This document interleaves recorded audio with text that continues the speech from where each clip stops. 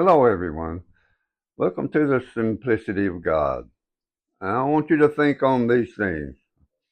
Uh, when I read Jesus and his narrative about who he was in God and that we are supposed to be the very same spirit in us who was in Christ Jesus, uh, facts come from the author.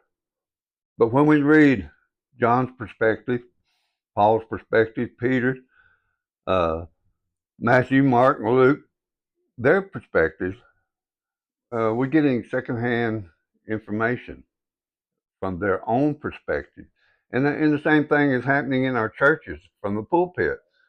That's why we have so many different ones: Catholic, Baptist, Mormons, Methodists, Pentecostals, you name it. They all see it from their perspective, just as John and all the rest of those did.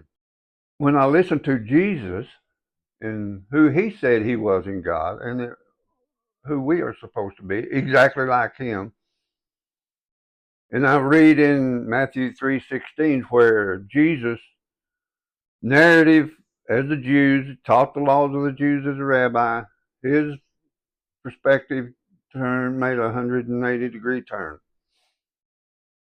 When God himself came and said, "This is who I am, and this is who you are supposed to be, just as I am." And Jesus went on to pray in John 17. This is from Jesus himself. Father, let them be in you, and you in him as one, as I am in you, and you are in me as one.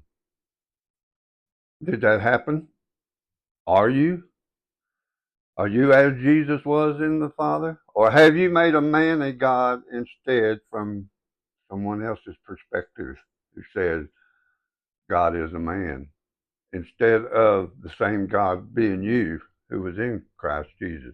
You being anointed of God, you being that person of Christ that God intends for us all to be.